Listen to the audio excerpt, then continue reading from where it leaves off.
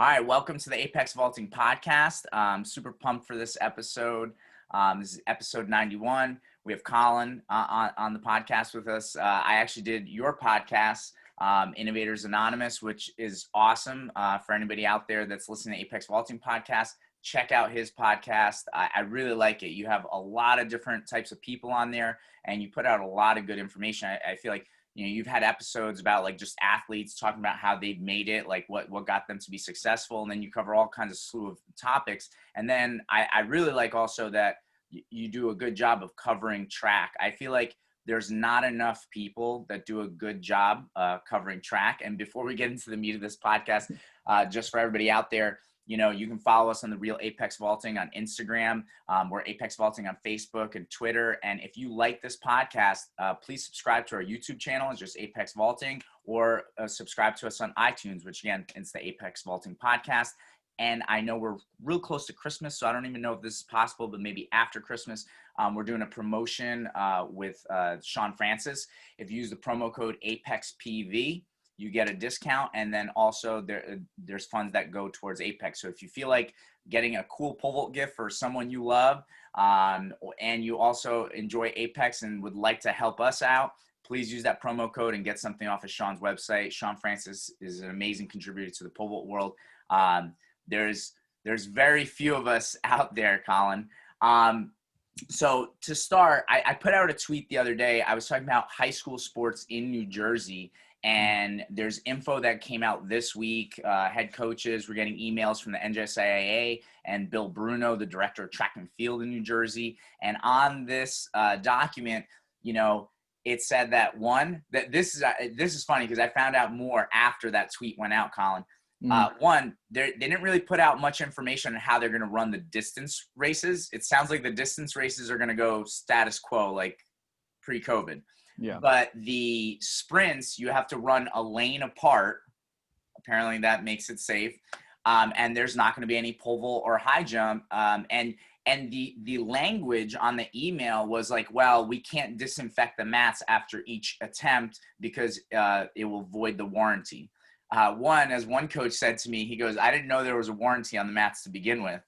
Two, I definitely understand, like from over the years speaking to some of these manufacturers and stuff like that, they're very big on like, look, if you put something on the foam, like you spray the foam or something like that, that could degrade the foam and it will wear your mats out earlier. Now, how quickly that happens, I don't know. So they're definitely going to tell people don't do that, right? But I also don't understand why you even have to spray down the mats. We know now that like the surface contact stuff is not really a big deal. So I don't know if that's such a big issue. And then on top of it, in my tweet, I put, well, basketball is going to play, football is going to play. It's also looking very, very, very close that wrestling will be allowed in New Jersey. So you're going to allow wrestling, but you can't have pole vaulters pole vault. I mean, I don't know. It doesn't make sense to me. I mean, what were your thoughts when you saw that tweet, Colin? Yeah, it's strange to me because for me, big things consistency. I know we were chatting before. I personally, from the signs that I've seen, it looks like the surface contact might not be what we thought it was in the beginning. Honestly, I'm not a medical professional, so I want to make sure people know. Just based off what I've read, it looks like that's not looks like it's not a thing. But I think if we go back to March, it's like I remember people who were like literally leaving their groceries outside for like 12 hours or something. You know what I mean? Like they were trying not to like bring stuff in the house, and people were like wiping everything down, and then we got to a point where it's like, okay, this is probably not how people are getting it, So it's like, times have changed. But continue. I cut you off. No, yeah. So with that being said, like you mentioned, it's the consistency that's been the biggest issue for me with sports, and it seems like the quote unquote, well, not the quote unquote because they are the revenue generating sports get a pass for things, right? Which they have, and for certain aspects of athletics, I can understand that because without basketball or football to a certain extent, other non-revenue generating sports wouldn't be able to happen. So like for certain things, I understand it. For this is like where I don't get it.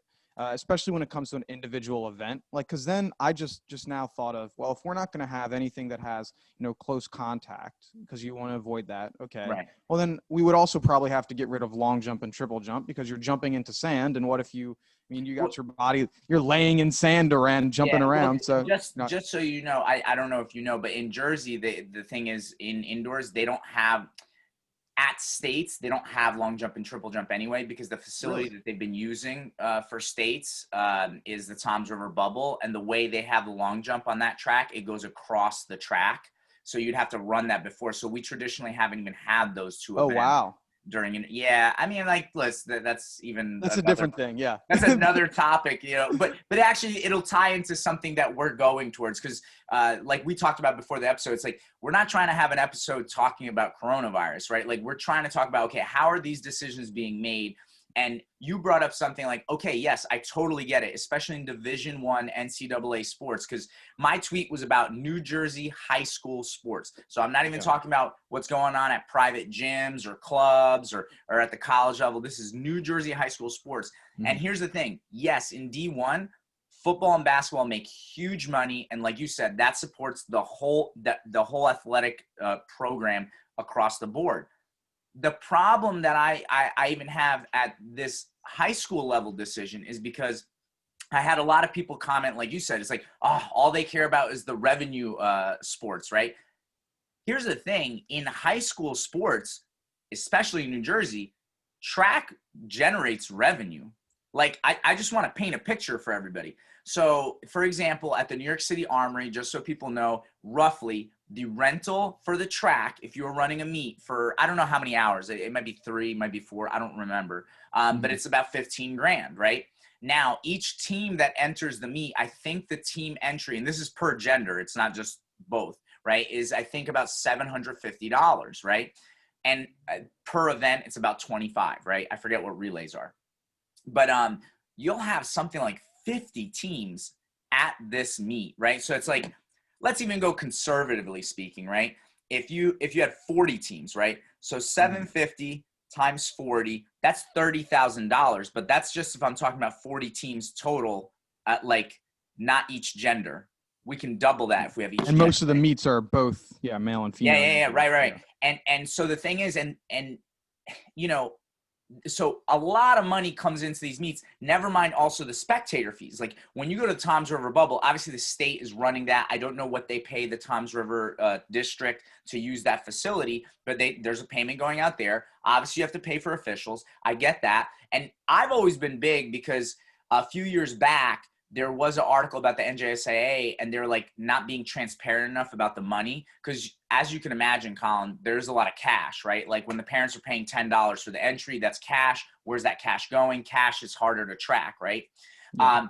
So they had a article. It's like, oh, what are they doing with the money? My thing is, like, listen, I don't think there's anything wrong with someone making money in this deal. Like, to run something like a New Jersey State track championship meet, which there's I think 6 sectional meets, and then there's like at least that many group meets, and then you have the meet of champs, right? And this is over several weekends. And to organize this, like, somebody has to get paid to do that. You don't do that for free. So I don't begrudge anybody making money. But my point is, track at the high school level makes money. So why are these decisions being made? Like, right? Like, your argument at the Division I level, I totally get it. I understand it. But why is this decision being made at the high school level? Yeah, and I think the big part of it, that, I mean, it's not even the non-financial impacts of just these student athletes not being able to compete. One, like, it's obviously impacting everyone across the nation with where you're going to be going into college, but it's also affecting, like, there's some of these people where this is like their way to mentally, stay in their thing. Like, this was, for me as a high school athlete, like, track and field was like definitely a part of my identity. It was my favorite part of, my high school, like, experience. And so by taking that away, and especially as a pole vaulter, and if I was a high jumper, if I was a high jumper as well, like, if I were to hear, hey, track is back, I'm like, fantastic, we're able to compete. Right. I'm looking forward to it. Oh yeah, not you.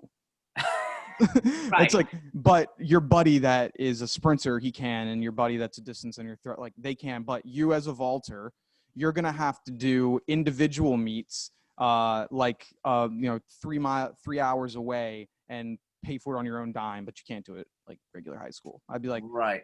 wow. Well, there, that'd just be crushing, because it's like, wait, so you're telling me certain people can, certain people can't, but it seems like if there's a risk, it's a risk for everyone. It's not just a risk for, these people that compete in these events. I think. Right. Right. Yeah. Like there's not like, there's not going to be a separation. It's like, oh, pole vaulters will definitely get coronavirus. This event doesn't. It avoids this event. Yeah. I mean, look, that's why I've always, been big over the last few years, like talking about how I really think pole vault is kind of almost its own thing.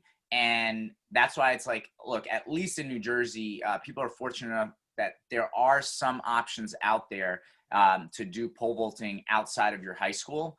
And that's why I've always been big on building up my club as a thing. It's like, it's a lifestyle. This isn't just, you're doing this in high school, you get a scholarship. It's like, no, like you said, you enjoy this, you identify as a pole vaulter. I don't want to make it sound like a cult. I know sometimes like with CrossFit and certain other sports, it's like, all they want to talk about is CrossFit. Right. But yeah, it's part of your outlet. Like one of my guys, it was so funny. One of my guys recently, he's an NJIT guy, and he's majoring in engineering and stuff like that. And I could almost tell, like towards the end of college, he was kind of like not into pole vaulting like he used to be. It was almost like a nuisance at this point. Mm-hmm.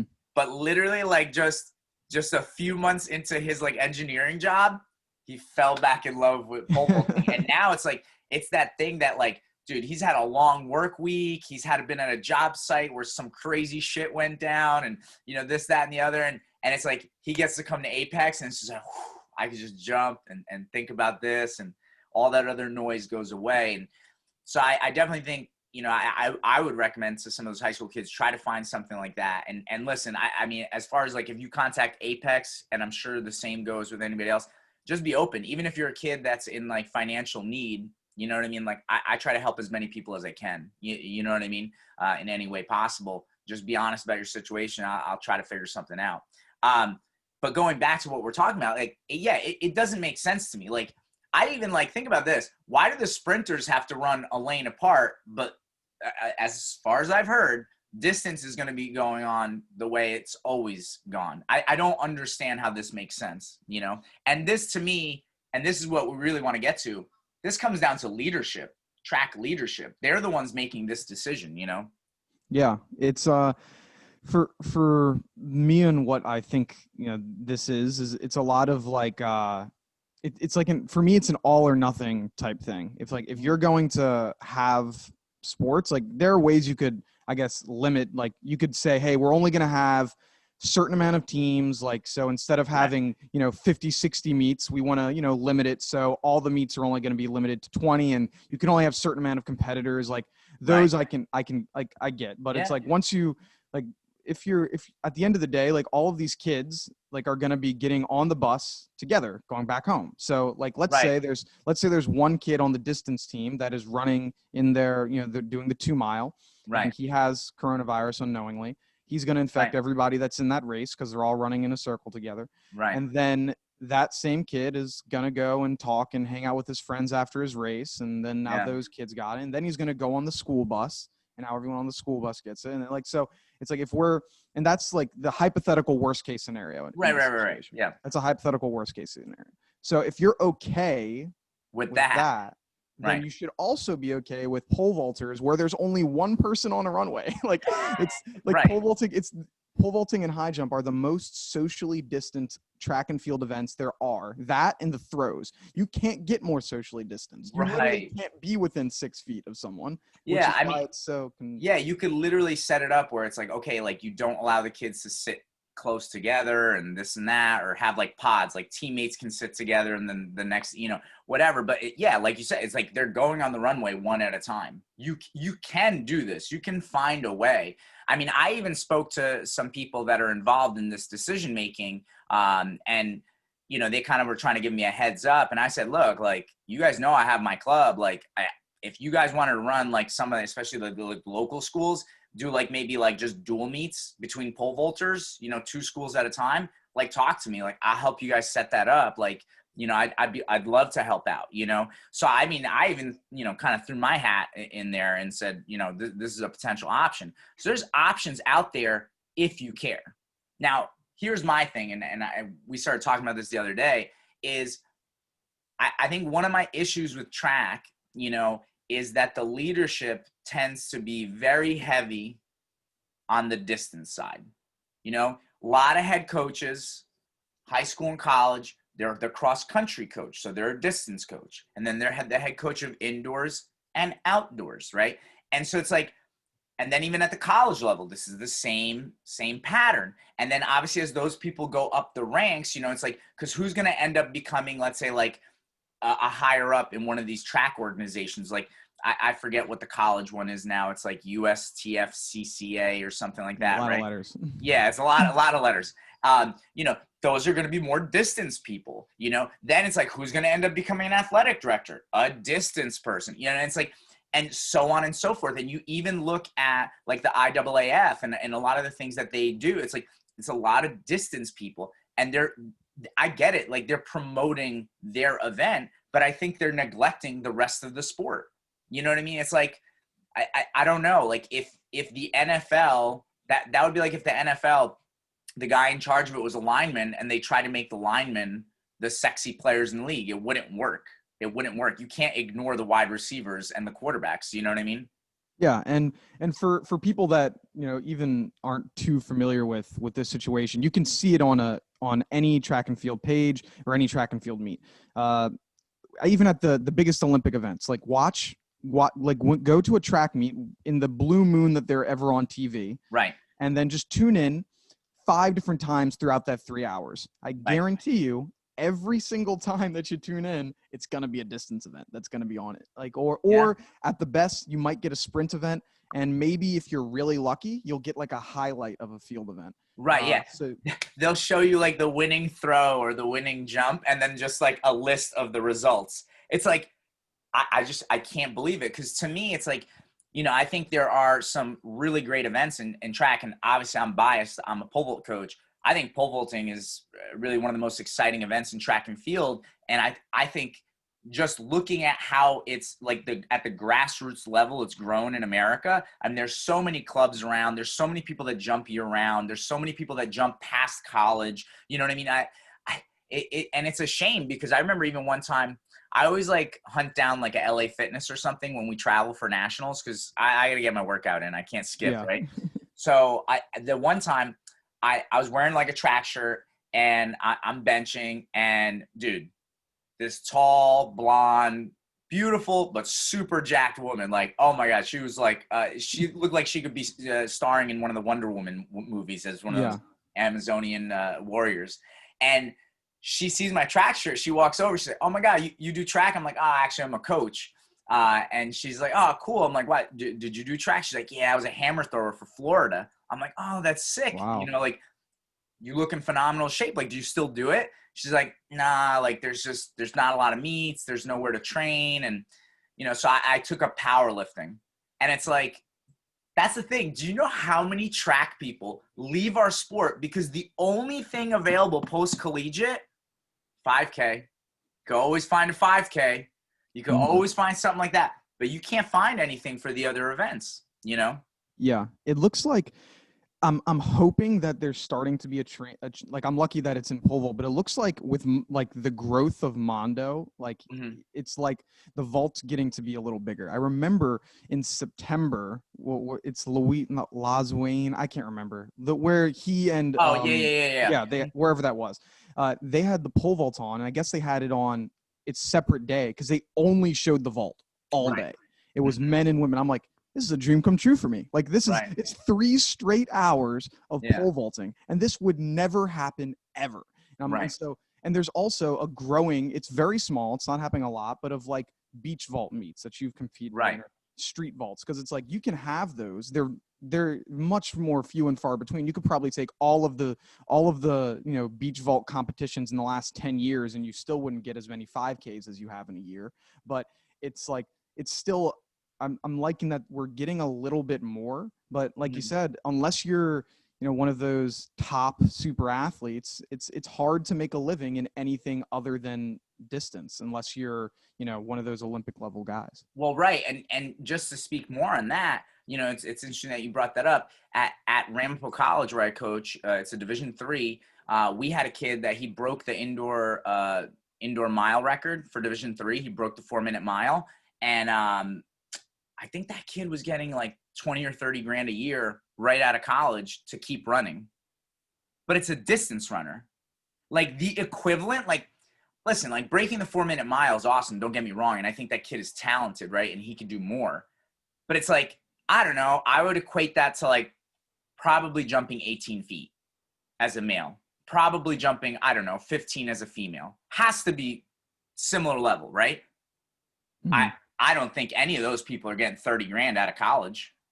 Not a single one. Like from a financial standpoint, distance is promoted. It's supported more than any other event.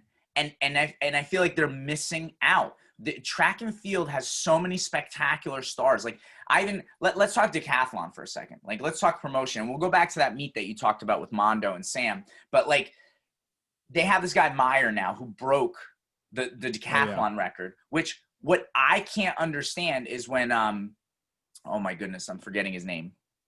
American. Ashton Eaton? Ashton Eaton, yeah. When Ashton Eaton broke the record, I feel like a lot of people heard about that. Now, granted, he's American. This guy's not American, Meyer. But, like, here's my thing. Here's a perfect opportunity. And I get it. Ashton's retired, right?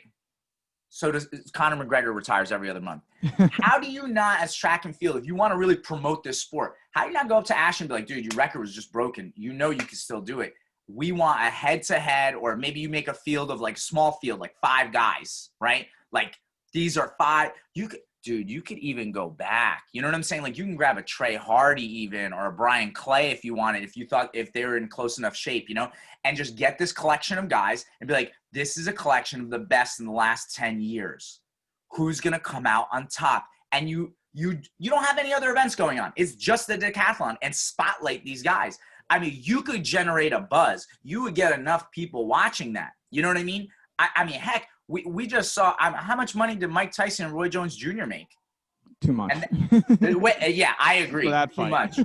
They make too much money because for me, if you're an actual boxing fan, that was not a good night of fighting. You know what I mean? Yeah. Like if you had nostalgia and you love Mike, I get it. But it's like if you actually want to see a fight, you know what I mean? It's like, oh my God, like I'll tell you what, that no comparison to Tyson Fury and Wilder, those 2 fights, that's professional boxing, But anyway, going back to what I'm saying is like they have to promote it in that way. And they have to, like, something track always avoids. They never want, like, they just want, okay, this is the world record holder. He or she is the best, period. Yeah, but it's more complicated than that. I mean, Colin, I know you follow lots of sports. You're not just in the track bubble. This is why it's so hard to pick an MVP at the end of the season in any other sport, right? Because you can't just look at numbers. There's more to it than that. Like, sure, Meyer just, he's broken Ashton Eaton's record. But I don't know what happens when they go head-to-head. You know what I mean? And it doesn't even matter what they actually score, right? Like, what if neither of them in this head-to-head break the world record? To me, it wouldn't matter. It's that we get to see them head-to-head. We can see who's mentally more tough because they're so close. You know what I mean? Like, people forget how close these records are, Yeah, it's like I kind of look at it like you can't, that's like when people compare, like in basketball, for people that look at basketball more, it's like, well, that's why people have these debates on who's the greatest of all time, because there's these, there's these nuances of, it's like, oh, well, is it just championships? Well, then it's not Jordan and it's not LeBron, it's Bill Russell because he has the most championships. Is it who scored the most points? Then it's Kareem. It's like, oh, but you see, it's not just who has this stat, like how world record, it's just who's the number one. It's like, so does that mean that Thiago Braz is the best vaulter in Olympic history because he broke it? Yeah. I mean, he jumped once really well and he hasn't come close to it since. Right. I wouldn't say he's the best Olympic vaulter of all time. Right. He would be the equivalent in music to a one-hit wonder. You know what I mean? Unlike Wu-Tang Clan, who you have in the background, they're not a one-hit wonder. They are one of the greatest evers, album after album. Right. Exactly. But Thiago's just a one-hit wonder at this point. Now, if he does something and trains really hard this year and somehow if he were to win this Olympics, I mean, I would have never guessed it last time. So I wouldn't either. Yeah. you know, so it's like maybe then he changes the conversation, but right now he's a one-hit wonder. But again, what we're bringing into the conversation is this nuance, right? And even the other day, like the meet that you're talking about, both Sam and Mondo jumped over 6 meters, right? And World Athletics, their Twitter, they posted, it's like, oh my God, like best, you know, pole vault meet ever, 2 guys jumping over 6 meters. And I'm like, yo, like that's great. That's awesome. But can we bring a little bit more depth to this conversation? I was like, why are we not talking about who has the most wins this season? Why are we not talking about win-loss records? What about head-to-head? Or even who's more clutch? Who has more wins that's just by 1 bar or less? You know what I mean? Like, you know, you win by attempts or you win by 1 bar. That shows that you're clutch. And what I even brought up, I like reposted it and added a little bit on my own Twitter page. And I was like Sam, I always felt like he was that dude. Like if it was going to come down to 1 bar, Sam was going to win. Mm-hmm. And Mondo, even though he was even younger before he broke the world record, he's wildly talented. And you know that's there. He wasn't winning those meets. Like you remember when he lost NCAA? Yeah, NCAA, I was going to say that, yeah. Yeah. He lost to Chris Nielsen, right? It's like when it was close, I don't know, Mondo wasn't getting there. The first time he did something magical was that European championship. And now Mondo's kind of taken over. Now he wins those 1 bar meets. You know what I'm saying? And it's like, but nobody wants to have this conversation. We just want Mondo's the best world record holder, done. Conversation over, you know? Mm-hmm. Yeah, I mean, it's as it goes on, it's a little for me. It gets difficult with the Mondo thing because he's just been so dominant, and and since he's so young, even though his athlete age is old, like he's probably the same athlete age as like Sam or maybe a little older since he's been doing it since he's 5. Even he's only he's 20, 21 years old, and something like that, and he's one of the best athletes. And as of recently, he's just been super clutch. Like he's clearing he's starting competitions at bars nobody would think they'd start competitions at. Like he's coming in later. He's jumping high. His hip height on some bars are insane. And so like, I thought it would be a little more competition, to be honest. Like I thought that Sam would have progressed more over the years. Cause I remember in 2015 or whatever, when Sam Kendricks first jumped 6 meters, like I was like, boom, I thought he had a chance to really, you know, go for one of those world records. And he's been consistent at that 590, 6 meter-esque mar. He hasn't made that jump, which I think Mondo is making, and is making it harder for us to say who has a better record. Well, Mondo is undefeated this year. If he continues doing what he's doing, he probably will be next year too. Right. So I'm like, let's get the competitions going on a little bit. Well, this is where, again, you know, to add depth to this conversation, it doesn't always come down just to marks. Let's talk mentality for a second. I remember even a young Mondo, like he was still in high school, talking about the world record. Like his goal was always like, I want to go where no one else has gone. I want to do stuff that no one else has done. And Sam, and listen, I'm gonna give him some credit. I really love, there was this one article where Sam goes, my mentality going into a championship meet is stay within yourself. A lot of times those guys that are trying to overreach, you know, do more than, you know, get on a bigger pole than they've gotten on or this or that, they end up crashing and burning. You got to just stay within yourself. And if you just do what you can normally do, you'll come out on top on that meet. And I love that mentality. I think that's a great mentality. But at the same time, and this is what I've told people, here's the deal, right? Like now let's talk sponsorship. Right? Because this is where we have to talk about this and think about how track works, right? A lot of these guys and gals are getting appearance fees when they go to these meets, right? Yeah. Sam is clearly number 1 in America, right? Mondo is, and again, as far as a business decision, super smart, the best in Sweden, right? I was so upset when I heard he was going to Sweden, but it makes sense, but I was like, damn it. Yeah. And then you have Piotr Lisek, who he's the best in Poland, you know, and then Renault is the best in France. These guys are number 1 in their markets. And that's what people need to understand, right? Like even, you know, think about Puma sponsoring Mondo. It's smart. They're trying to get into that Swedish market, right? Like if they can start to, imagine like Nike loses Sweden as a market. You know what I mean? Like that's huge, right? Now we're getting into this this money stuff, which we can even go back to that high school talk that we were having in a minute. But like, this is the thing that, as long as those guys are number one in their market, they're still going to get their sponsorship, right? Mm-hmm. As long as they're number one. It doesn't matter, I don't think, what order those guys finish in, as long as they're in the top, right?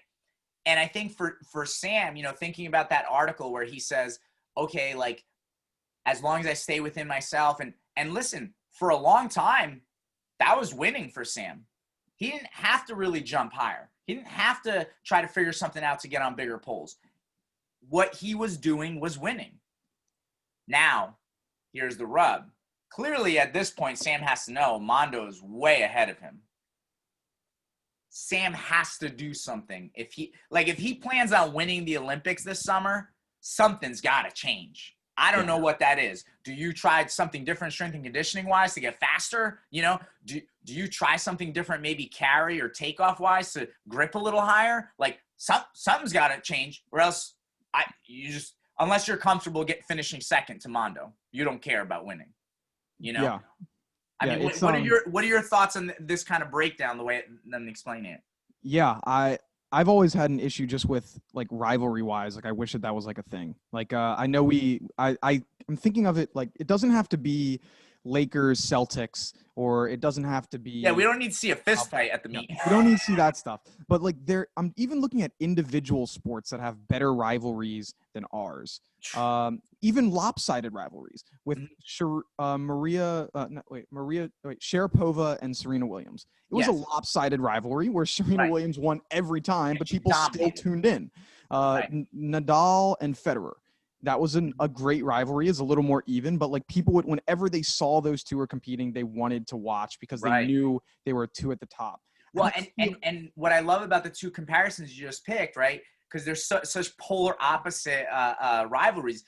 I think Nadal, right, and Federer, they had a kind of mutual respect. I mean, they definitely wanted to beat each other, but there was mutual respect. I don't think that was there for Sharapova and Serena Williams. Yeah.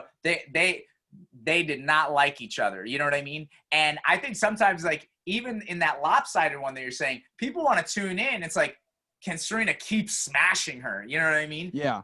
And you're right. I don't – if you are talking about promotion, right, like we talked about promotion before, how do you not promote these rivalries? How do you not promote this? It's like Sam had the upper hand for a couple of years, and now Mondo, the young buck, is not the young buck now. Now he's the man, in this sport. Something that I love that they did, and I hope that they learn from something they did well, was this year's like that Garden Classic thing they did with the men and the women. I think that was perfect because you're taking the three biggest names in your sport, and you're having them go head to head to head and competing, and you're making it an event. Like you're making like it's an actual competition. It's like how they have the golf thing with Tiger Woods and Phil Mickelson, and it's the top guys. Like it's the same thing. You're doing it with pole vault. I think that they can. Like, that's a great premise. You need to just tweak it a little bit and, like, make that your event. Make that your Tyson versus – You know what would be my biggest tweak? What? I would make you announce it. I'd love it. Sign me up. Yeah, because I think you would be critical. I think you would talk about the stats. You would talk about what's going on in the meet, and you would lay it out there. I think sometimes track, like you said – why don't we have those rivalries? Well, I guess people are too worried about being nice. You know what I mean? It's like, but the job of an announcer is not to be nice. The job of an announcer or commentator is to give people information and enlighten them to things that maybe they can't see. Like, in fact, I couldn't believe how quickly the commentator was okay with a tie. Like, I just couldn't believe that. He's like, yeah, that's okay. It's a tie, and it's like, but what I loved was you see Mondo in the background. He's like, go again. Yeah, I'm going to take another jump. I'm not tying. Like, let's go, Mm-hmm. So it's funny because I think there are rivalries in our sport. They just don't allow us to see them. We don't hear the honest truth. I remember hearing from a professional, off podcast talking about this. I was like, man, it shocked me when Mondo won Euro Champs and Renault finished third to see Renault just run over and hug him. And I was like, what? You just lost. You just got spanked, dude. Like, He like Renault jumped 595, which was really good for him that year. That was, I would say, Renault's best effort that year, and he really laid it all on the line. And you still got spanked, not just by one person, but by two. And you're over there hugging people. I don't know about you, Colin, but I would be flipping out. I would have flipped a bench. I would have threw my pole into the, into the turf, whatever. I would have been angry. And this is what this professional athlete said to me. They said, no. He ran over to hug him because he still wants to be in that photo. You know what I mean? He wants to take some shine and make sure that people know he's still in the scene, which I would also argue, if you flipped a bench and threw your poles into the turf, I think that would have made more news.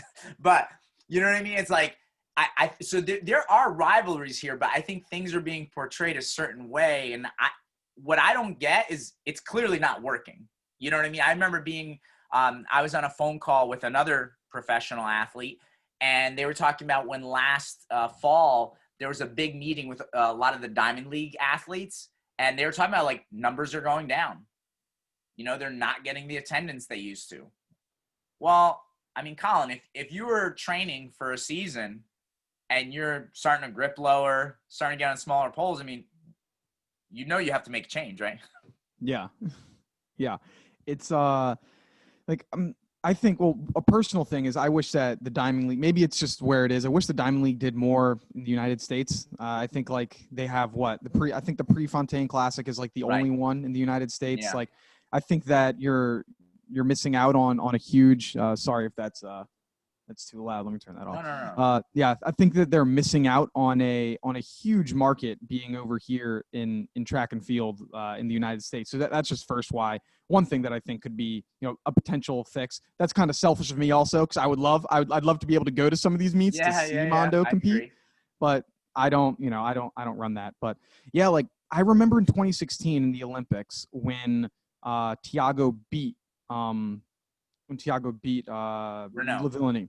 Yeah. He was pissed. Like, because first he just beat the record. He broke the record a second. So he's like, good, won the Olympics. I'm the only pole vaulter to ever go back to back in the pole vault for the Olympics. Yeah. I am the guy. I'd be feeling really great too. Yeah. And then Thiago beats him and he's just like, and he leaves. He doesn't congratulate him. No, when they had the medal stand, he didn't even go with the flag. He just stood like he was upset. Yeah. Do you think that would have happened if that was Mondo right now this year?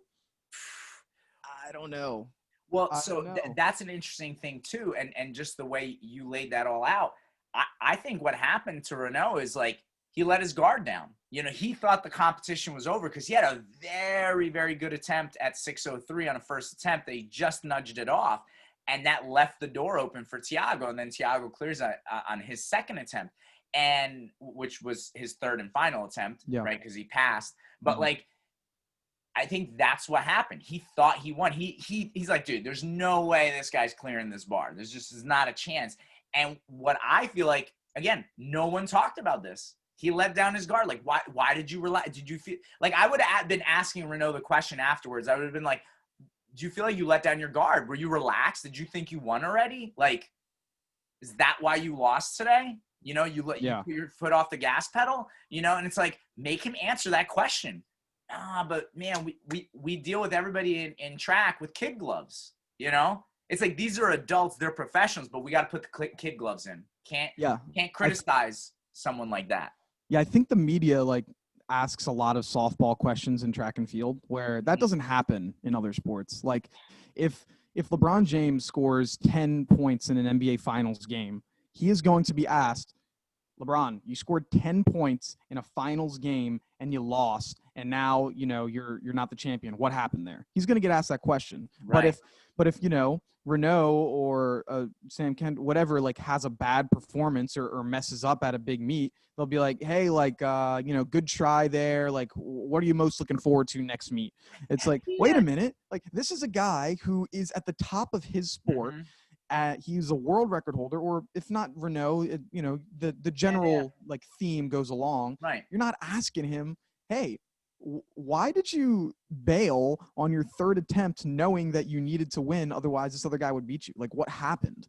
Yeah, Tell us. or even like, why did you have an off day today? Like, did something Yeah. happen this week? Are you injured? Did you not train hard enough? Did you go out last night? Like, what's the deal? Like, so this is not normal. You know what I mean? Like, Yeah.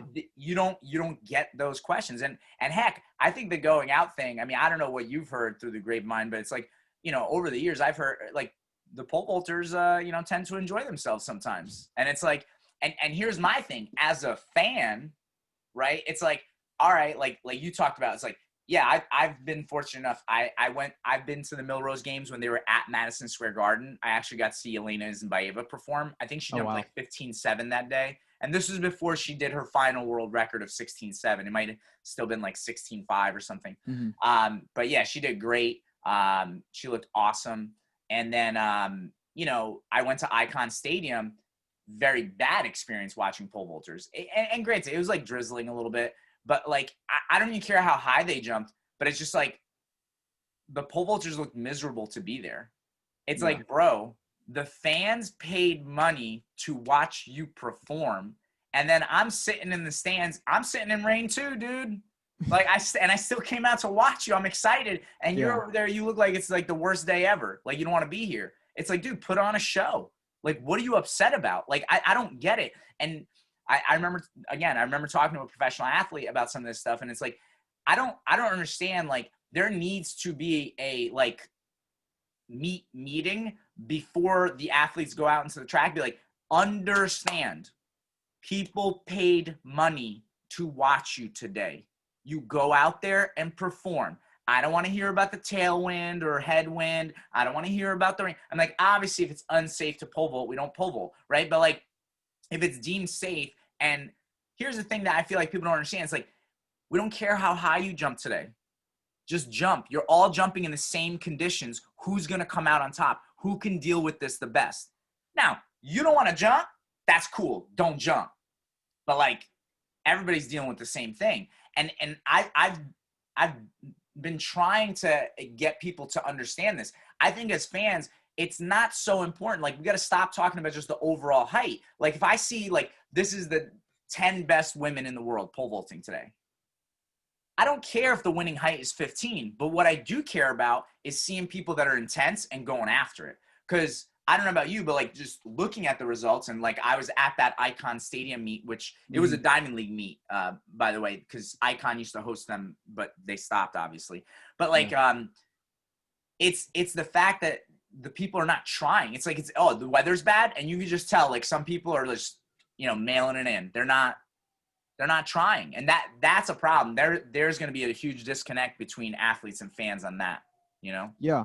For me, so like, I think there's obviously different levels of fans. Like, there are different levels of fans in every sport. Like, sure. So for me personally, like, I love getting into the numbers and seeing, let's see, like Mondo jumped 6 meters and he jumped 5:59. Like, I like knowing the winning heights and what people did. But for the most part, like, you just want to, for the people that is like the average track fan, which is still knows a lot about the sport. It's like, or if you want to get new fans, you just want to see a good competition. Like, personally, like, yeah, I would love to see 3 vaulters jump over 6 meters.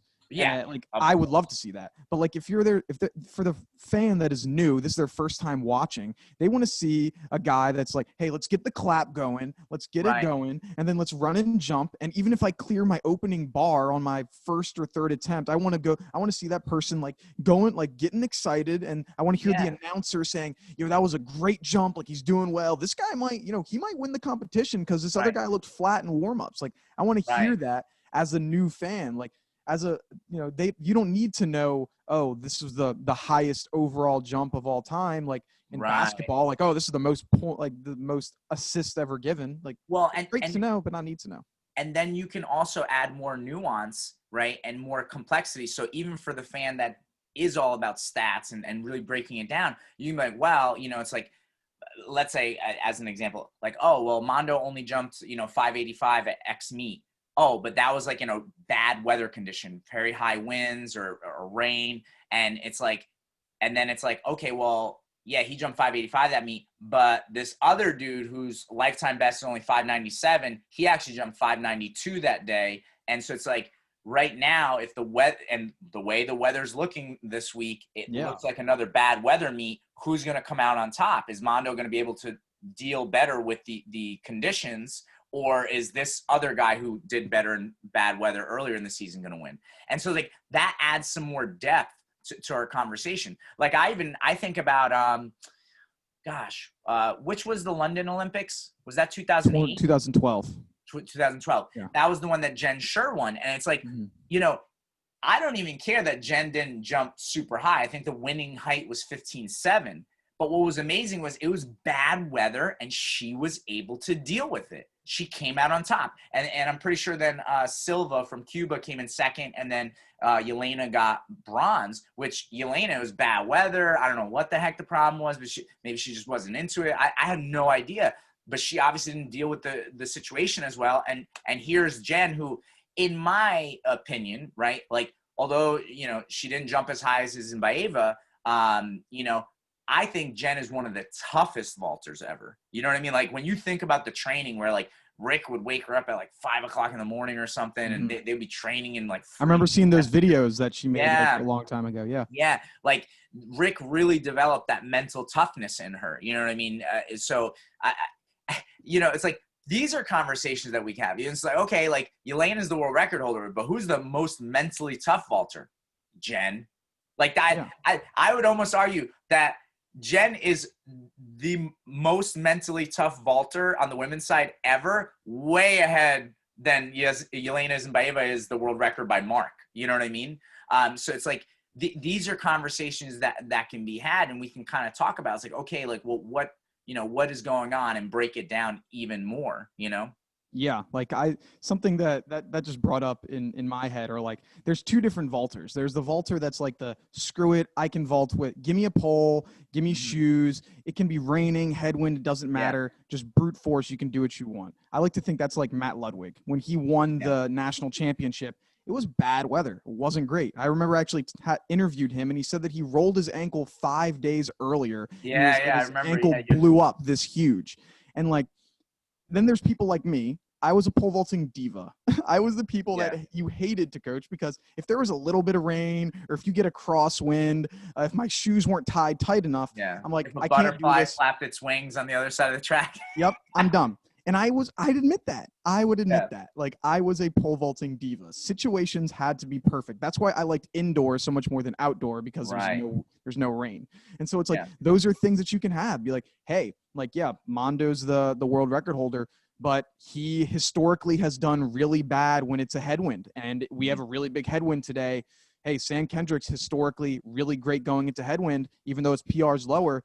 We could see an upset here today, guys. Like, those are things that you could know, or like, and it doesn't take that much like research. Like, you see it on ESPN all the time. Like, they have crazy stats like, oh, this guy, when he eats a chicken sandwich for lunch on a Thursday and he walks onto the court with his right foot, he scores a triple double every time. Like, we already have those. Just do it in pole vaulting. Right. Well, and again, I think the other issue, it goes back to where we kind of started with this, is when the majority of your leadership is distance, and they don't understand the other events. They don't even like, listen, I love some distance runners, but I like the distance runners like David Goggins, who's an ultra marathoner, who is a Navy SEAL, that guy is as hard as it gets, like, tough dude, right? But that guy does a lot of strength training too. You know, I think you even look at the distance community in track and field. I mean, like, they still, I don't think, understand strength and conditioning that well.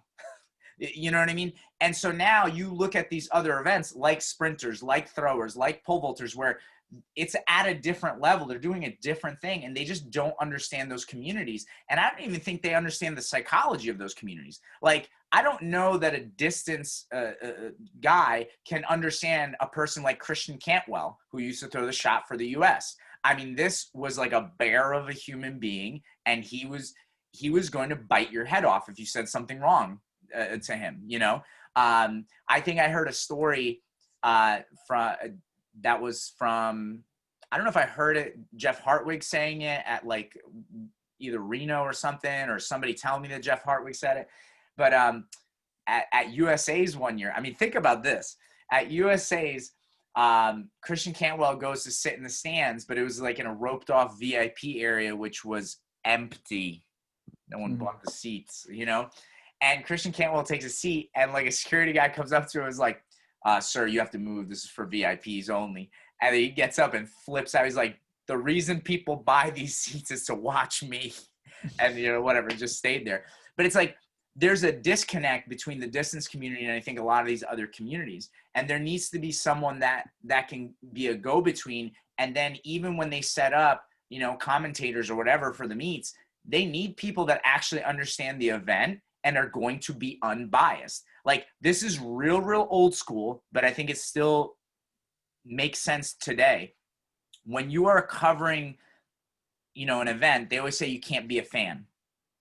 Can't be a fan, right? So if you're commentating for, baseball, let's say, you can't be really a Yankee fan and commentate and just love everything the Yankee players do. You can't just be like, well, I love Judge. He's the best outfielder and blah, blah, blah. Makes no mistakes. Like, no, you have to call him out when he does something wrong.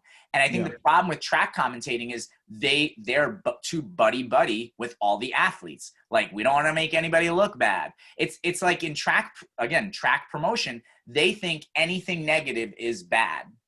But it's not. You have to have positive and negative in commentating and in coverage in order to create a buzz and get people to tune in and want to watch. You know what I mean? Like, listen, like, imagine you found out it's like one of the top pole vaulters was like a party animal and didn't train hard. It's like, how long can this guy keep this going? He's winning, but this isn't, this is not going to work out. I'm telling you, someone's training hard. They're going to catch up to, like, they would think, oh, that's negative. We don't want anybody to know that about our guy. And it's like, no, that's okay. This is going to get people to tune in. And some people are going to love him because of the partying, and some people are going to hate him for the partying. But either way, they're going to tune in. They're going to want to watch, So. Yeah, I think it's the same reason. I mean, you can look at it. It's the same reason that some of these, like, I think of them as like the talking head sports shows, like Undisputed and, the Colin Coward show or Max Kellerman. Like, it's the reason that they're so popular and like they can do these shows for 4 hours a day, every single day. It's because they're giving their opinion, whether it's good or bad, on the subject. Now, I think that they embellish, obviously, on some of their beliefs for, in order to, drum off some controversy and make it entertaining. But controversy is what makes things interesting. Like, if you don't have any rivalries, or if you don't have any, anything, interesting to watch, like, it's like no one's gonna want to see it. It's a small example, but I can remember back to high school. Like, I had this like little rivalry with this other guy that went to a local high school, and all of my friends on the team and a lot of my friends that weren't on the team like knew I didn't like this guy. Right. And so when we competed and we had our dual meet, everyone watched. Of course, everyone's 50 people on the team. But like, people were like, I want to watch this. They never watched any of my other meets. Like, they were too busy doing other stuff. And so it's like, because that there's this tension. Right. Because that there's this. Now, it could be the same thing of like, hey, this guy loves to party, or we heard breaking news, this guy was out late last night. Like, how they say James Harden, he flew in from Vegas to go play the preseason game the next day. Now people want to watch. So it's like, it's the same thing. If you can have some aspect of it, it's going to get more eyeballs. More eyeballs is going to get more money. But if you don't have the people that recognize that at the top, then it's never going to get done. It's just going to be, hey, our sport's fantastic. Never say anything even remotely negative or controversial about it, or, you're at the community, which is frustrating to me. Right. And now, kind of to bring it back to where we started, this is why even at the high school and college level, I don't understand what's going on with track leadership. Like, this decision that you're going to eliminate some of the most exciting events in track. Like, this is where you have your gung-ho kids. Like, they are doing track year round because they love pole vaulting, they love high jump, and you're just going to get rid of these events. Like, you're going to actually lose athletes, because you're going to get athletes who are like, really, you're not going to do my event? All right, screw it, I'm going to go play basketball. And then they're not going to do outdoor track possibly, and that's the thing. It's like, I don't think track has spent enough time trying to figure out how do we make our sport more popular. That's always been on the back burner. What they're too concerned with is like, oh, I want to coach a person to a record and screw everything else. And even at the college level, like, you know, again, going back to like the decisions in D1 and some of these other divisions, like so many track coaches, once COVID hit, you know, I saw them tweeting out, they're like, oh my God, what's going to happen to college track? Oh my God, what's going to happen to college track? Now you think about it. So it's like, I feel like since I've been coaching track, which is like back in 2005 or something like that, you know, helping Ramapo College out, I've been like, dude, we need to make this more popular. We need to get people to come watch the meets. This is what's important. Nobody cares about your 25 lap, like indoor 5K or whatever the heck it is, right? It's like, listen to this. This is how you know this. I think it's indoor 5K, right? That's 25 laps. Yeah, it's I think so. If it's not 10K, I don't think it's 10K. They don't do 10K, at least in high school. Yeah. So anyway, so we're at Division III Nationals. This is how you know it's a boring freaking race. Okay, you ready for this? Girl crosses the finish line, right? Like they rung the bell. Final lap, she crosses the finish line. She like sits down, like she won by a half a lap. All of a sudden, an official walks over. Hey, we miscounted. There's another lap. By the time she gets up, two of the girls passed her. Now she ends up in third, and now there's this whole fiasco. Do we count the race a lap down, or do we count the full 5K? Right? Yeah. You know, how do they do? And I'm like, if this was that damn exciting, they would know what freaking lap it was. The officials would. You know what I mean? And it's like, meanwhile, it's like, dude, it's like when I was at D3 Nationals, there's always a pack of people watching the pole vault. Always. You know? I think also the 4x4, obviously it's a packed house when the 4x4 is going off. I get that. And so it's like, but it's like, I feel like people are not watching and being like, okay, what is the highlight here? What are we trying to do? No, you have this track leadership that is, you know, wildly distance based, and they just keep doing the distance stuff. And then it seems like a lot of the other events are just kind of a nuisance. You know what I mean? Like, we just saw it recently. Like, so I'm a part of a few of these track and field groups, and I saw people were like, oh, why they had the additional Olympic event for 2024. And a lot of people were like, oh man, why didn't cross country get in?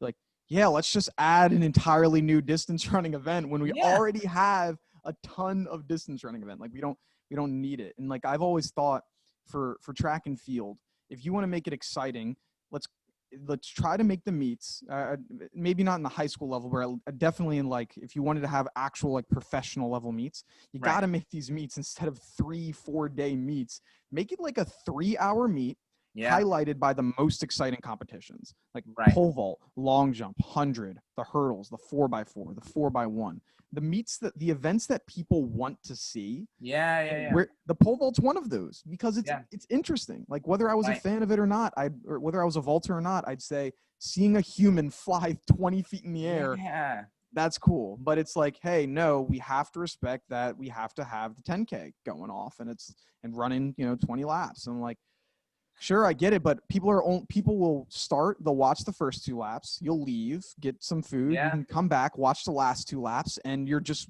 really watching a mile at that point. So why don't we just cut the filler of the first 20 laps and just have the mile when people actually want to see what's going on? But hey, you got to make sure everyone's happy, I guess. No, I know. And I'm sure you remember, again, I think it was last fall, Diamond League announced it was going to cut 4 events. I think it was triple jump, steeplechase, and was it the 200? And I can't remember the 4th. I feel like it was a throw. I don't know which throw. It wasn't it wasn't. And to me, steeplechase is the most exciting of the distance events. Bingo. But here's the thing. And I explained this to someone. I was like, but think about it. The distance leadership. All right, we got to cut 4 events. They know they've got to cut 1 distance. Otherwise, all the other event groups are going to be like, screw you. Like, so they had to put a sacrificial lamb out there and eliminate 1. And I think you're absolutely correct. Out of all the distance races, steeplechase is the most exciting. You have those barriers. They got to jump over the water. It's like there's a lot of crashing. It's exciting. It's exciting, right? Because you could be leading the race and then you're a little fatigued and you clip that hurdle, smash into the water, and you're done. You lost, right? That's exciting. But think about the distance mentality. King is the mile. If you're too slow for the mile, you bump up. you bump up all the way up to the 10K. And then if you're still too slow, go do the steeplechase. So the distance coaches, which then become the leadership of track, their viewpoint is the steeplechase is for those people who suck at running distance. So if we're going to cut a distance race, which one are you cutting? Well, I put all the bums into steeple, so let's cut that event.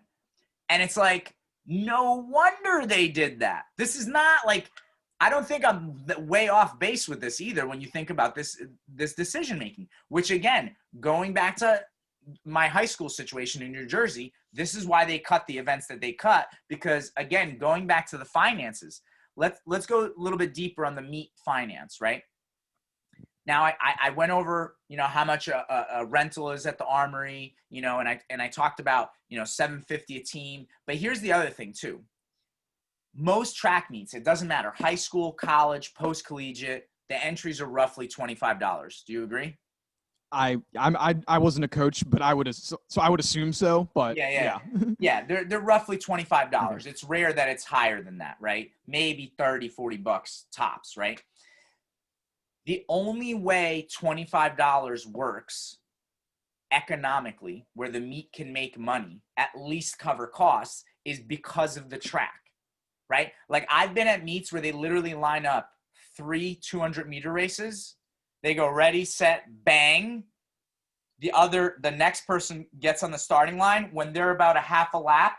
Ready, set, bang. They do that at the Armory like all the time. Yeah, right. I was in one of those races. It was right. So now think about how much money is being made on the track.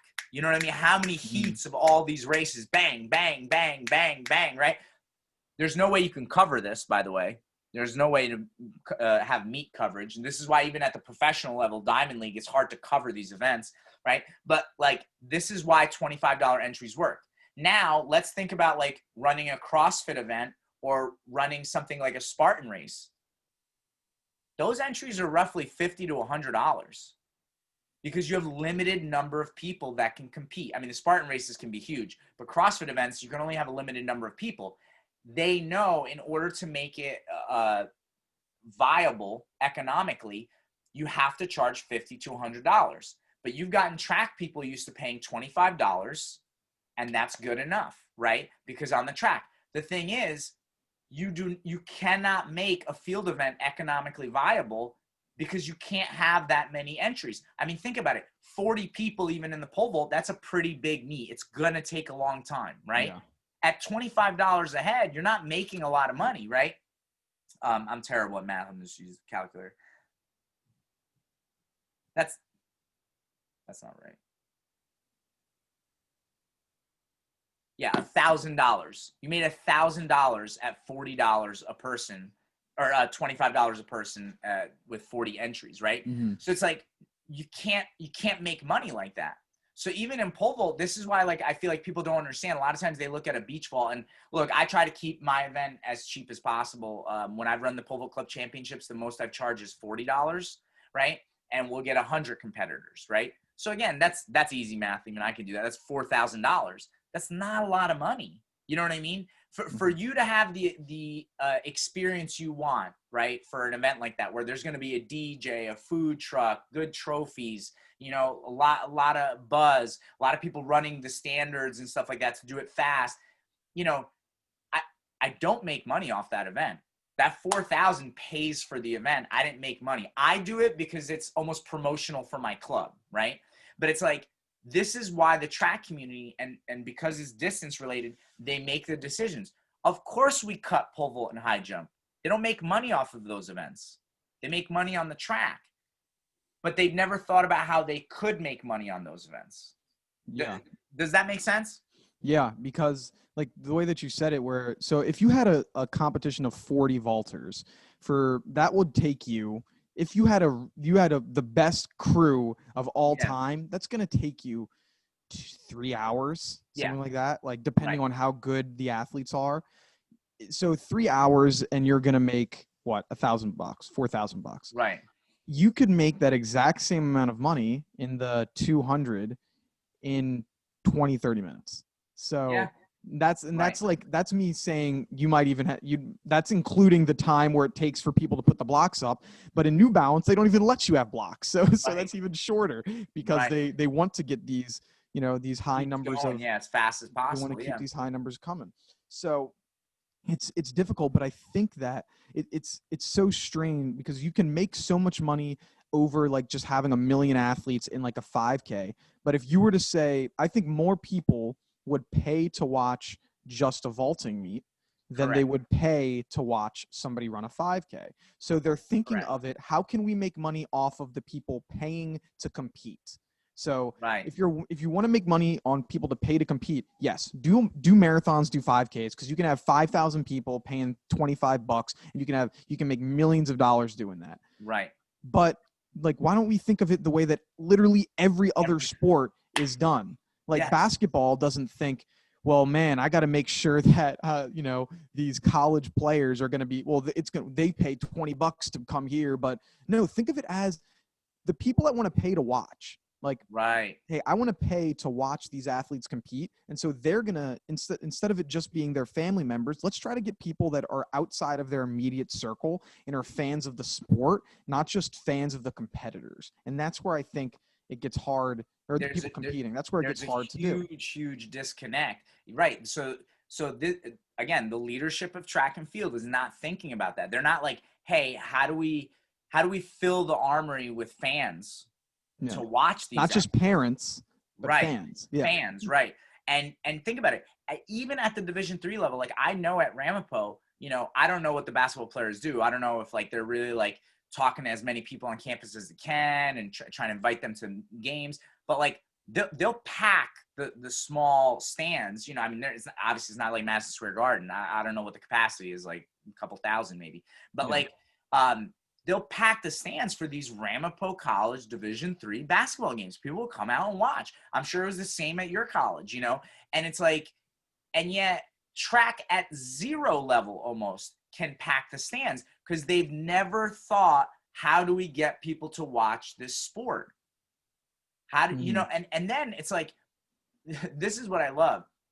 I always try to explain this to people. I think Nike, as an example, Nike overpays individual athletes in track, but underpays to sponsor the sport. Meaning, think about this. Nike will pay like a LeBron James, I don't know, $100 million or whatever, right? He's a Nike guy. I would argue they underpay LeBron.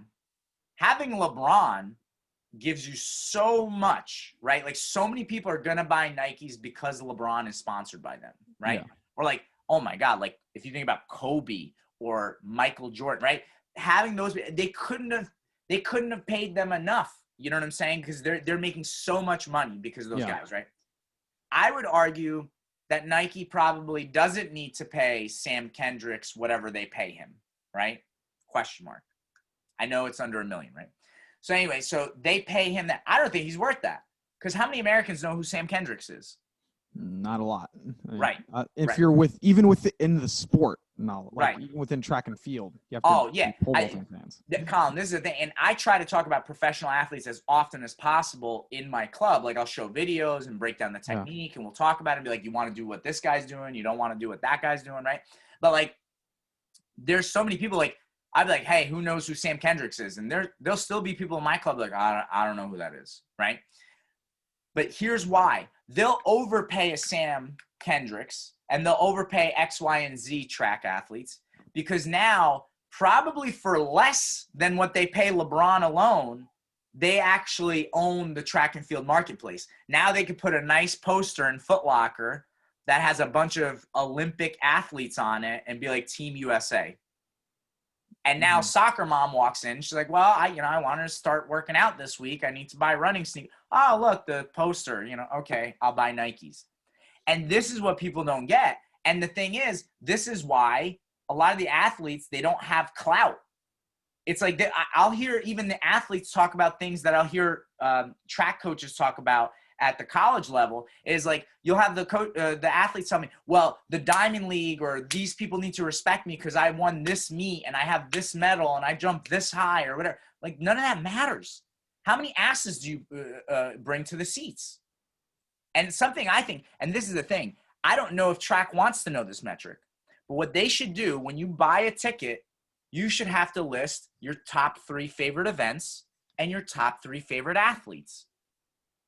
It'd be real simple. Imagine like you're on Ticketmaster or whatever, getting your ticket, click, click, click, click, click, click. Now we know that, oh my God, 43% of the people coming to this meet clicked Mondo as their favorite athlete. Mm-hmm. Well, no, something interesting. So actually, to go off that point. So in 2016, my family and I we were lucky enough to be able to go to the Olympics. And so I remember you mentioning that. Yeah. That's awesome. So they actually have that there for the Olympics, where you buy tickets to see the event that you want to see. Right. Hey, if you want to buy, like, they don't have that obviously for other events, which is something they could do. So they have the technology to do it. But unless it's the Olympics, I don't know if it's the same for other. But you don't pick the athlete; you're just picking the event. In that you pick it, and they have the pricing difference based off of the event that you want to see, and how popular that event is. So like if you bought the 100-meter package, it's going to cost more than if you bought the shot put package, or it's going to cost more than the XYZ package. So they have that, so they have the ability to do the numbers, and you could be able to translate that into other meets that you already have, because you have the systems in place. You could add the extra of who's your top 3 athletes or whatever you wanted to do, but yeah, you could do that, and then you would be able to know, hey, this is where we want to put our focus for the next few years, because these 3 athletes are popping. Every meet they're in, everyone wants to see them. And it would help the athletes, because then they'll know, man, everyone wants to see me. I'm jacking up my appearance fees because everyone wants to see it or whatever it is. So it's like, that's why I think they should do it. One that I've been so frustrated with, and I don't know why people don't do it, are why don't we have signature spikes? Like when I was an athlete, I was like, wait, I see Renault. He has his own logo for Jordan, the own, like the Air, like pole vault, pole vault logo. I'm like, why can't you, like, I have to search if I go to Foot Locker, I might be lucky if they have a track spike. I have to buy my shoes online. So it's not like you have to buy real estate in these things. It's like, why don't you have these shoes? So then you could see, oh, this guy's wearing the Mondos. This guy's wearing the Sam Kendricks. These guys wearing the, whatever. Yeah, it's so simple. Like, dude, I even think about the pole manufacturers. Could you imagine there was like a Mondo series pole? Yeah. It doesn't even have to be different. It's just wrapped different. You know what I'm saying? Like, he uses that yellow pole, so why don't you make that the Mondo, the signature Mondo, the yellow wrap? The signature Mondo wrap. And then something I've thought about, even for a lot of these like athletes, like, it requires them to put a little bit of work in, but like, dude, like, how come none of them have a t-shirt? Can you get a t-shirt for any of these guys? Like, I don't know about it at the meets. I don't know if the Diamond League sells them or something like that or whatever, but it's like, dude, if I was an 18 plus guy or a 15 plus girl, like, I would just make a t-shirt. Just make a t-shirt. Like, that's it. Like, just get a great pic of you jumping and whatever. And, maybe your signature, like you said, across it or something like that. It's like, you gotta, like, people gotta start hyping themselves up. And something that so again, when I run my meet, I do charge $10 for spectators, right? And I take that spectator money, and both meets, I've given all that money back to the winners of the men's and women's open pole vault, right? Mm-hmm. And my thought process is like, well, the more spectators, the more money that they can win, right? But if we're really being honest, who are my spectators at the meet? Who do you think, Colin? Yeah, you're getting probably a lot of moms and dads, and they're coming to watch their kids jump. They're not coming to watch the guy jump 17, right? And the thing that I think even the athletes, just like the track leadership, is like they're so disconnected from the fans. They're so disconnected of what's actually popular, what could be popular, right? It's kind of like, again, you have the Wu-Tang flag in the background, so it makes me think about music. It's like, if you're going to be a music producer, you kind of have to have like a little bit instinct for like what's hot. You know what I'm saying? Like, this is hot. People are going to like this. Same thing. They have to have a connection, be like, okay, what do fans like? Like, I even think about it, it's like, I don't understand how track hasn't created a playoff system where, like, you trim it down, and then we get to like these like championship meets. It's like, okay, you got to be top 3 or top 6 to move on to the next week. You got to be, again, and then we have this final championship meet, right? Because if you want the honest truth, the reason track doesn't do that because they don't want one of their golden athletes to no height or, get disqualified in the early rounds, which that just creates more buzz and creates more opportunities for other big names to be created. But anyway, I digress. So it's like even the athletes themselves, I think they're disconnected with the fact that it's like, if you want to make more money, you need to have more fans. The more fans you have, the more money you can make, right? So it's like, if I'm a pole vault, and I remember having Chase Brandon on it and talking about this. This is before he retired. Again, what people don't get, like you said, most people they would be early on casual fans of an event. They don't need to see someone break a world record to be oohing and eyeing. You and I both know, Colin, you see anyone, male or female, jump over like 15, 16 feet, that's already freaking awesome, right? So now if you're like that 18-foot guy and you're starting to get a lot of fans and, you start to build relationships with different pole vault clubs, this and that, they can then run a meet where if there's enough people that will pay to come watch you, maybe just 10, and again, you talk to the club owners, right? Like I would do this for someone. It's like, all right, we're going to charge $10 or $20, whatever we think will get the most people in. And then we can split this, we can talk about the percentages. So now you go in there right off the bat, you're going to get a split of everything that comes in. Plus we take the rest of that money and we add some more prize money on top of it. Right. And it's like, are we talking about millions of dollars? No, but you know what? You might make $1,000 in a weekend. Is that terrible? You know what I mean? For some of these people that are jumping 18, 15 feet, on each gender, it's like, that's a pretty good weekend, I think, Yeah. I think that it's that second level of marketing and that second level of fandom where you get your very first level, which is like the athletes, their close friends, and their family members. And I think that I think track does pretty well of being able to get those people to watch. Where if I'm competing, my mom and dad traveled to every event. It didn't matter if it was free for them to watch. It didn't matter if it was, hey, you need to pay $30 to get in this place. Like they were traveling to meets, and a lot of family members do, especially if it's local high school, college. We don't do very well of getting that next level of fandom, like where, hey, there were people from like when my school, Mount St. Mary's we had our conference championship for basketball. Mm-hmm. And so the entire stadium was packed. Like it was a fair sized gym for a small school. It was sold out. Everyone was there. And then that same year, we also had an outdoor track and field championship at home. Right. Of course, who's there? My 2 or 3 friends that support me, my mom and dad, my grandmother, and that's it. No one else is like, it's a wide open facility because we do well of getting those people to meets. But once you want to expand as a sport, you got to get the people that just want to see good competition. And we don't do very well because we focus on the events that not people want to watch and focus on marketing, the distance. And unless you got the guy breaking 2 hours in the marathon, unless Kipchoge's running, like and even with that, I'm only watching the beginning and the end. Oh no, I'm personally not going to be watching those distance events. And that's what kind of turns like that second level of fans off from our sport.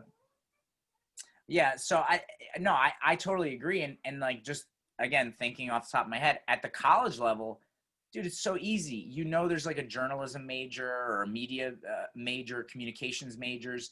You go in there, you get some of those kids to like cover each event. You know what I'm saying? Like, whether they have a mic or however they're going to cover it, you got to keep the fans into it. Because the problem is, like, I go to a basketball game, I can see the score, I can see the game. You know what I'm saying? Like, I know what's going on.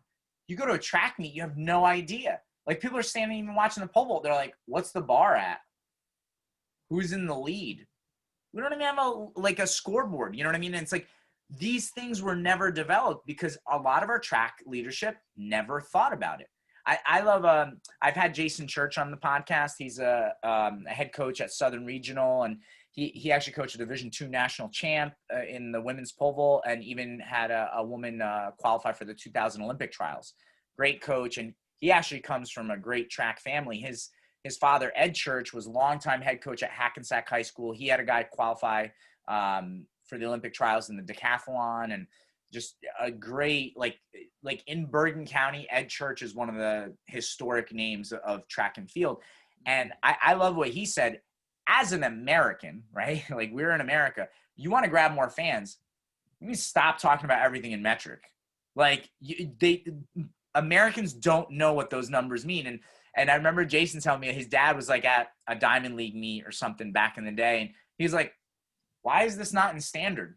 Nobody in the stands knows what these things mean. Like, 5 meters was 5 meters, right? Like, you and I both know that because we're in the pole vault community. So it's like, okay, 16.4 and a quarter or whatever, right? Yeah. But it's like, you want to use numbers that people will understand. And we don't do that enough, you know? Yeah. Like, I remember transitioning from high school to college, just like as an athlete, I was like, crap, what's going on? Like, I was like, and that's that I kind of like, I liked it selfishly because I was like, oh, well, I don't know what the bar's at, so I can't freak out that it's like, only 2 inches below my PR because, the metric system and whatever. But as a fan, like, unless you know what those, unless you're in the biz, at least in the United States, you're not going to get that. Like, you're just not going to know, hey, when somebody throws 22 meters, I don't know, how far is that? It's like, oh, it's actually what, 70 feet? I don't know, 77 feet? I have no idea. I'll just make that up. It might not even be close to that. Right. Yeah. Dude, I'm lost in the throws. If I watch a throws meet and they're saying metric, I'm like, I don't know what this means. I'm constantly, I have like the conversion calculator on my phone and I'm like converting. I know meters from 4 to 6. And then I know meters from 100 or from like 50 to like 1600, like anything in between that, no idea. And I'm in the sport, right? So just imagine the people that are watching, like they know 400 meters is the length of a track, or at least most people if you're watching track and field, right. And then that's about it. It's like 100 meters, 400 meters, and then okay, you lost me after that. 100%. I don't know. So I guess to wrap things up, I mean, again, I don't understand why track leadership sometimes makes the decisions they make. I do think, and maybe I'm wrong, and I literally, when I post this on Twitter, I'm going to tag like NJSIA, I'm going to tag World Athletics, IAAF. Maybe someone from there will watch this. But like, I don't know if it's just because they come from a distance background and they just care about distance. You know what I mean? But even, this another thing, someone DM'd me today, and they were like, oh, Bronco, like, I just want to let you know, they're going to allow gymnastics in New Jersey. So you're going to allow gymnastics where everybody's touching apparatuses, they're landing on this and that, but pole vault can't happen. And it's like, again, so it's like, I don't know that this was mandated, let's say, from someone in the state who generalizes in all the sports, or no, this was clearly a track decision that they're like, okay, this is how we're going to do it in a safe way. We're going to eliminate these events. And it's like, these events did not have to be eliminated. They could stand. And, what I really love about this podcast, is that I think we covered the gamut of how this track leadership has a poor, impact on our entire sport, from high school, college, and even professionally. And there has to be a mentality shift. Like, people have to think about it in a different way. Yeah, to me, it feels like it's like an out of sight, out of mind is how all non-distant events are like treated a little bit, where it's like, yeah, I mean, I don't, you don't deal with the pole vaulters. We're already kind of seen as those weirdos anyway. And so even though it's like the one that's one of the most exciting events, we're kind of pushed off to the side. And so it's like, if we just don't look at the problem, then we're good. Like we're fine. And so if we just don't look at the fact that, hey, all of these thousands of vaulters that, I mean, not even to get into this conversation, but are paying a lot of money to compete, because pole vaulting is by far the most expensive sport to compete in.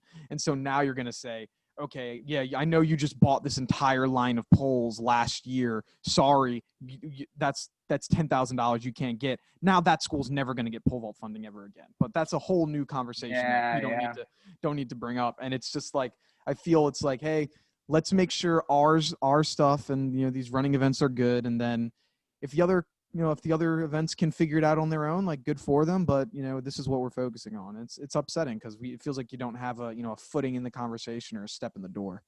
Yeah. No, well, look, I'm sure we'll do plenty more podcast episodes together in the future.